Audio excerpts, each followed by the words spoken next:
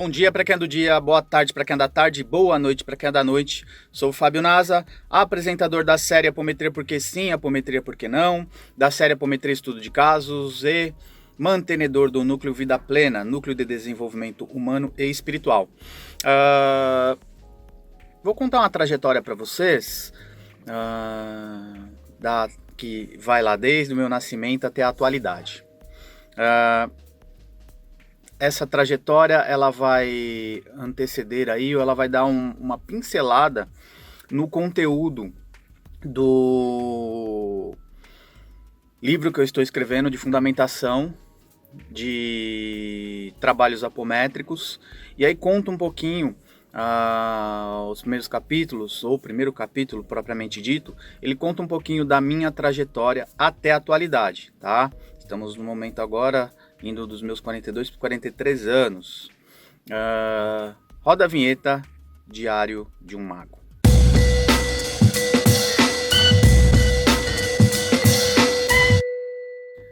Muito bem, vamos lá.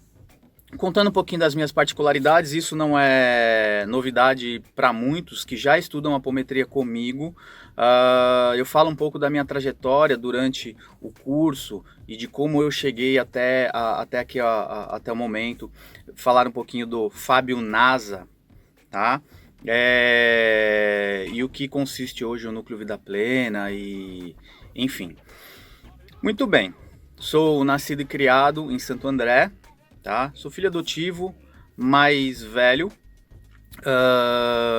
mais 3 irmãs, uma segunda irmã adotiva de outro núcleo familiar, e 2 irmãs biológicas, pais que me deram muito amor, carinho, toda a base de educação que eu necessitava, vindo de um bom berço. Uma mãe bipolar, desde a minha infância lidando com esses contextos, nascido e criado no eixo católico. Frequentei, né, o catolicismo até aproximadamente aí os meus 19 anos, precisamente até os 19 anos. A minha primeira ex engravida, a qual eu tenho 2 filhos, Eduardo Henrique, o caçula, e Luiz Gustavo, o mais velho. Quando ela engravida, anuncia a gravidez, a gente trilha um caminho aí pro casamento, casei, entrei na igreja, bonitinho. Eu tive que fazer o curso de noivos, que é um dogma, um processo obrigatório da igreja católica. Naquele momento eu rompi com a igreja católica, fiquei revoltado. Eu tenho um problema com os não pode, as obrigatoriedades, sem uma explicação lógica. E aí eu rompo com o sistema da igreja, fico aí aproximadamente 5 anos e meio, que foi o período que durou meu casamento, desconectado de uma religião. Vem o meu primeiro divórcio, minha primeira separação, na verdade. Fico um período aí de 6 a 7 meses sem nenhuma conexão com religião nenhuma, a qual no meu segundo relacionamento de longa data, eu começo a namorar com uma pessoa com uma mediunidade que eu brinco que ela só não atravessava a parede porque ela não queria. E aí, depois de muita insistência, meu pai já estava numa casa kardecista, e vinha com mensagens, convites para estudo e tudo mais, e eu rechaçando religião, qualquer contexto desse sentido. E aí, após alguns fenômenos mediúnicos fora de contexto, dentro da casa, eu me lembro que quando eu comecei a namorar com a minha antiga ex, veio um contexto de... acontecem algumas coisas comigo qual são estranhas, e eu bati no peito falando que sabia lidar com isso, e na verdade ela tinha incorporações bastante bruscas, violentas, e me levam aí fomos impulsionados aí à escola kardecista.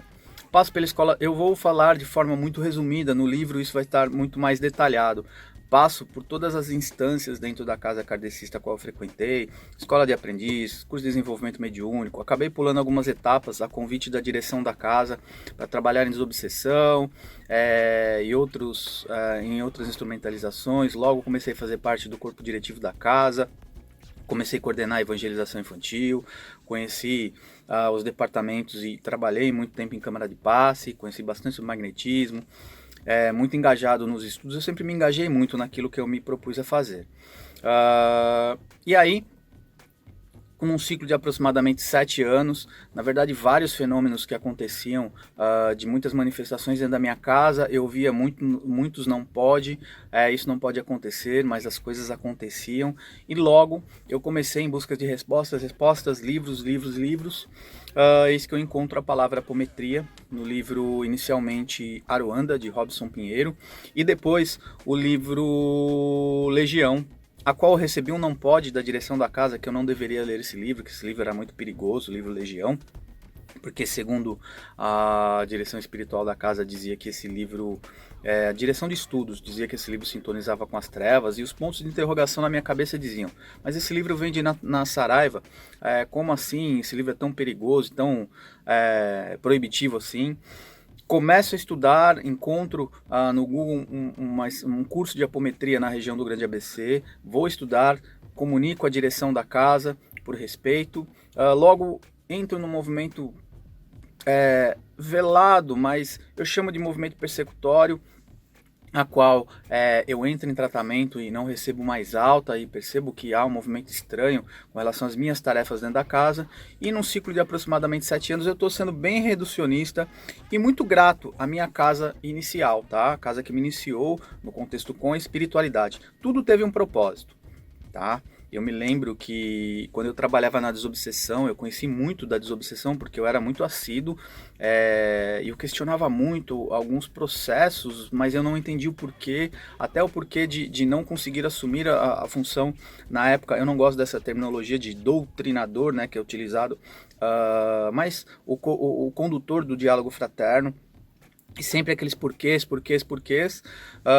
e logo então eu rompo com a casa, eu saio da casa, saio pela porta da frente, peço licença à direção espiritual da casa e à direção de estudos, e me desligo da casa e começo então, eu já estava paralelamente estudando, já estagiando no núcleo apométrico, um núcleo já universalista, mas com o dirigente da casa, com formação, a base maior kardecista, trazia dentro do seu mapa mental alguns dogmas também, mas quebrou vários paradigmas, a qual eu conto com mais detalhes no livro. E aí, com aproximadamente 4, 5 anos de trânsito dentro dessa casa, já dava aula de apometria, já participava do corpo diretivo e outras instâncias, eu começo a ter na egrégora presente nas minhas aulas, na formação, os alunos, era uma casa de cunho mais universalista, médiums que incorporavam no arquétipo de Umbanda e começaram a ter muitas incorporações nesse arquétipo. Pretos velhos, exus, caboclos, e o dirigente da casa não gostava daquele modelo de incorporação. E aí tive algumas mensagens que vieram em paralelo aí de algumas casas umbandistas, de alunos, e a direção espiritual, né, os espíritos da casa mandavam mensagem para mim, e eu triangulava as mensagens batiam vindo de pontos equidistantes. Eis então que num ciclo de aproximadamente 7 anos também, porque eu comecei a ouvir não pode, isso não pode acontecer, me levou a um outro contexto literário, a buscar literaturas de Rubens Saraceni e dentro do segmento umbandista, a qual eu também, com 7 anos aproximadamente de circuito desta casa, eu rompo com a casa também, saio pela porta da frente, muito grato, muito agradecido a mais uma escola iniciática, e aí eu passo um ano órfão de casa, mas na verdade, num período de 1 mês aproximadamente, eu encontro uma casa de Umbanda, que fica hoje quase que às costas do Núcleo Vida Plena, a qual eu subloco um espaço para começar a dar aula e também para fazer atendimentos apométricos, e lá eu tenho um contato muito próximo com as entidades de Umbanda e com algumas fundamentações. Aprendi a fundamentar uma trunqueira, aprendi alguns processos E eu era na época muito avesso ao uso de alguns elementos e tudo mais, achava que tinha muito circo por trás de tudo isso, dentro da minha ignorância ainda, mas sempre em busca de. Fico um ano estagiando dentro desta casa e aí eu alugo o Núcleo Vida Plena, a qual nós ficamos quase 3 meses para assentar o espaço como um todo e fundamentos do núcleo, fazemos então a fundamentação e a fundação do Núcleo Vida Plena, que hoje é o Núcleo de Desenvolvimento Humano e Espiritual, o núcleo ecumênico universalista, a qual a gente traz desenvolvimento do indivíduo como um todo. Já tivemos formação de psicanálise, temos um núcleo terapêutico lá, com psicanalistas, psicólogos, coaches, hipnoterapeutas. Temos os atendimentos apométricos na atualidade, de segunda, terça, quarta e aos domingos. Os trabalhos de desenvolvimento mediúnico de cunho universalista, que é um projeto piloto novo agora, na atualidade, ocorrendo lá no nosso núcleo. Nós temos os cursos de magia das 7 chamas sagradas, a magia dos cristais e minerais, já tivemos magia de guardiões e outros cursos dessas instâncias. Teremos um curso de educação emocional que estreia agora este mês, e outras instâncias aí de desenvolvimento, curso de benzimento, cursos rápidos, todas as iniciações que trazem aí algum contexto de aprendizado em várias instâncias. A gente tenta abarcar aí e acolher o máximo de conhecimento possível, claro, dentro de um cadenciamento aí.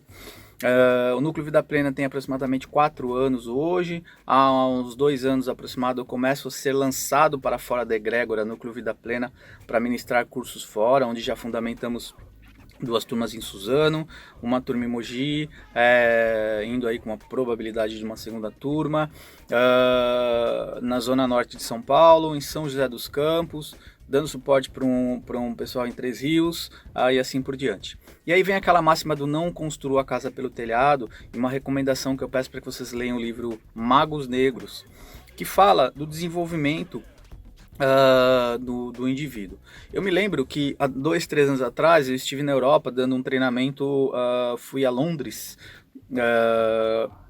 e aí eu lanço um vlog, um daily vlog, acho que é isso, um diário no YouTube que eu intitulei como Diário de um Mago. Antes disso, voltando, fazendo parte do colegiado de Guardiões também, o projeto piloto aqui de São Paulo, também num trânsito aí de aproximadamente 7 anos dentro desta egrégora. E outras instâncias. Sou iniciado magia atualmente das 7 chamas sagradas, magia dos cristais minerais, magia de guardiões, magia dos 7 dragões sagrados, sou um bento, né, um benzedor,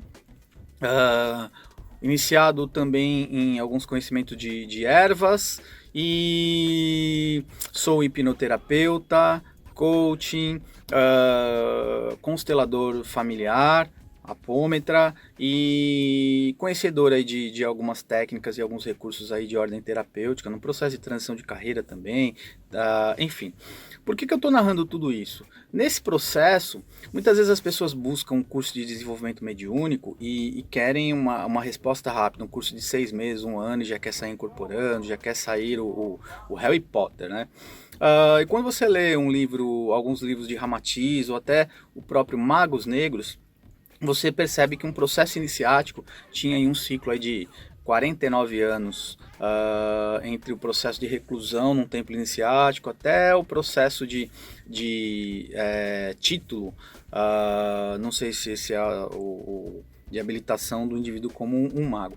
E eu me lembro quando eu fui viajar à Europa, então voltando à história, quando eu comecei essas pílulas sobre a viagem, falando das minhas experiências, do contexto de mediunidade e tudo mais, algumas pessoas, né, os críticos de plantão, fizeram piada, ó o mago aí, blá blá blá.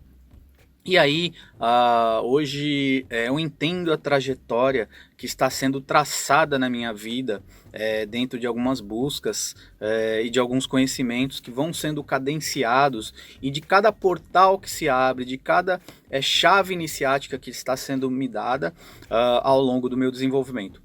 aprendendo a manipular hoje energias com alguns materiais, né? Com velas, com fogo, com pedras, com elementos minerais, vegetais, aprendendo aí muito ferramental já aplicado com a própria força mental, aprendendo muita coisa direta, numa linha direta com a espiritualidade, porque quando eu tenho ferramental nesse contexto, eu incorporo no médium, converso, questiono, pergunto por quê e vou aprendendo a cada dia. Vanderlei Oliveira costuma pontuar que o exercício da mediunidade nesta encarnação é um treino para a próxima, que a efetividade da nossa mediunidade será mesmo na próxima. Eu já narrei isso em algum momento, em algum vídeo sobre a temática.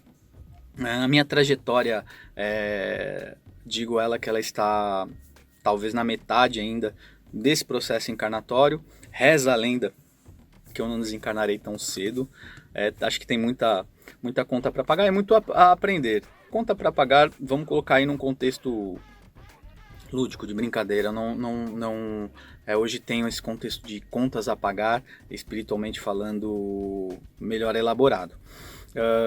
Isso aqui é um pequeno resumo da trajetória chamada Diário de um Mago, que eu vou detalhar no livro de fundamentação de trabalhos apométricos, para ter o alicerce do livro, que é Não Construam uma Casa pelo Telhado. Eu, na minha arrogância, na minha prepotência, na minha ansiedade, muitas vezes eu questionava e olhava para algumas situações e eu falava, não pode ser. Essa inquietude foi importante para que me levasse sempre à busca de. Mas, por um outro lado, eu via muitos processos e falava, não, eu quero estar lá, eu vou estar lá, eu posso fazer melhor. E é pretensão, né, demais dizer que posso fazer melhor. Mas hoje eu entendo que para muitos processos a qual eu gostaria de ter assumido anteriormente, eu não estaria preparado ou não teria maturidade para. Na trajetória do livro, e talvez eu transforme isso em pílulas também em vídeo, vou pensar sobre, eu tenho hoje mais consciência que os tombos e os erros também, a qual foram vários, porque não há certo e errado, haverá caminho assertivo e caminho não assertivo, foram necessários para trazer maturidade de liderança, para trazer maturidade energética e conhecedor de algumas regras das leis do astral, que não estão nos livros, que na prática, muitas situações que eu brinco, né, deu ruim, foram necessárias para ter aí o entendimento e a maturidade de hoje. E não uma maturidade definitiva ainda, porque hoje um pouco mais consciente de quanto mais eu sei que pouco sei. A astralidade narra aí que nós temos aí de 5 a 7% de fatos revelados do plano astral. Muitas coisas ainda estão no contexto de mistério, né? E muitas questões não estão na nossa maturidade psíquica, mento-intelectual, energética. Por que eu digo isso? Por exemplo, o curso de magia das 7 chamas sagradas, né? Vulgo magia do fogo, eu fiz pela primeira vez e 3 anos depois eu estou refazendo, né? Na verdade eu refiz agora, finalizei por esses dias, justamente porque alguns conceitos demoraram para ser assimilados. Alguns livros da literatura de Rubens Saraceni ficaram na gaveta porque eu não conseguia assimilar contextos dos planos paralelos, plano elemental, elementar, e assim por diante. Atualmente, no processo, né, de iniciação ainda da magia dos 7 dragões sagrados, agora que o campo mental tem abertura para entender o conceito de magia draconiana, dragões no astral, gênios, elementares e assim por diante. São muitas coisas para serem aprendidas, estudadas, vivenciadas, assimiladas, colocadas em prática para que isso assente e assim por diante. Então isso leva um tempo. Então, não só o estudo da apometria, que a gente tem o estudo básico agora, na premissa do próximo semestre ter o nível avançado. E eu me lembro que a dirigente espiritual da casa, a Patrícia, ela, né, no plano extrafísico, ela não tinha me autorizado de trazer alguns contextos de nível avançado, E hoje eu entendo por quê. Porque nem sempre a gente tem a maturidade de passar isso para frente, ou aquele que vai receber uma instrumentalização tem maturidade para lidar com isso. Ela brincou uma vez com um grupo que estava me pressionando para, olha, abra o curso, Fábio, quando é que vai ter extensão? Quando é que vai ter extensão? E ela, incorporada no médio, perguntou para os alunos, né? Vocês já fazem o campo de força? Já entendem o uso do ferramental? E aí, uma classe de 20, 30, tinham 2 ou 3 que sabiam. Ela falou, então, vocês não fazem nem o básico, como é que vocês querem estudar o avançado? Por isso que o estágio é importante, por isso que a vivência prática, a continuidade e a assiduidade num trabalho também é importante, não só pelo efeito caritativo de auxílio ao próximo, e sim para assimilação. Eu brinco que hoje o atendimento apométrico é uma grande escola, uma grande universidade, é o que a gente tem de tecnologia de ponta do plano extrafísico em todas as instâncias possíveis. Mais adiante eu vou fazer uma narrativa hoje de como é que está o Núcleo Vida Plena quando eu terminar a escrita do livro, talvez, ou no percorrer mostrar o que cada elemento hoje presente, por que em tal canto tem uma vela sentada, por que em tal canto tem uma fonte d'água para ter o elemento água, o elemento fogo, o elemento ar, o elemento terra, né, telúrico, por que o altar ou a frente do Núcleo Vida Plena está em tal direção, a tronqueira, mas é um núcleo umbandista? Não, mas tem uma tronqueira firmada, sentada. O porquê de tais elementos, porquê de um outro local onde tem o assentamento e outros elementos de suporte aí para a fundamentação de um núcleo, a qual abarca várias egrégoras, várias estruturas. Esses dias, e eu vou narrar aqui para finalizar o vídeo, uma colega questionou, mas num bom sentido, falando, olha, alguns consulentes se assustam com algumas imagens e tudo mais, e hoje eu entendo a fundamentação e digo para vocês que nos ouvem, e já repliquei isso para ela, falei, é uma oportunidade que a gente tem de ensinar aos consulentes que aqui chegam, que aqui é um espaço onde a gente abarca uma máxima de Pai João de Aruanda. Em um dos livros de Robson é união sem fusão, separação sem distinção. É uma casa ecumênica universalista que abarca o maior número de egrégoras possíveis, e conforme a gente vai aprendendo sobre, eu não tenho afinidade, por exemplo, nenhuma com a egrégora de ciganos, e há pouco tempo foi solicitado uma festa e aí, coincidentemente ou não, eu passo por um processo de iniciação na leitura do baralho cigano, e aí eu entendo o porquê entendo a fundamentação de algumas questões da cultura. Você passa a respeitar as diferenças religiosas, culturais, sociais e assim por diante, vivendo aquilo que é o futuro da religião, mas não como religião. O Núcleo Vida Plena não é uma religião, é um núcleo de desenvolvimento humano, um núcleo de desenvolvimento espiritual, onde a gente toma contato com diversos processos, escolas e assim por diante. A gente consegue viver numa harmonia mediana, acima da média, demonstrando que aí acho que uma máxima crística vem nos sendo ventilada e quebrando as algemas dos dogmas, dos paradigmas e assim por diante. A casa tem regras? Tem. A casa ainda possui alguns dogmas? Podemos dizer que sim, porque a gente precisa ter algumas diretrizes, senão vira a festa do caqui, mas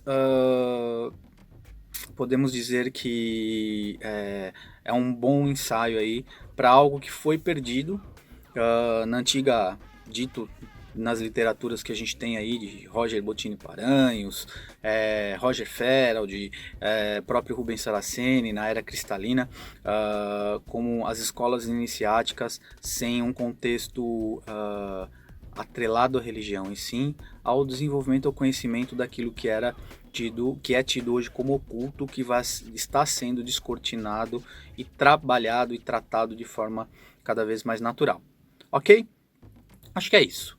Acesse meu site www.fabionasa.com.br, outros cases de sucesso em sucesso, narrativas sobre mediunidade, apometria, magia, e até a próxima. Beijos, beijos, beijos.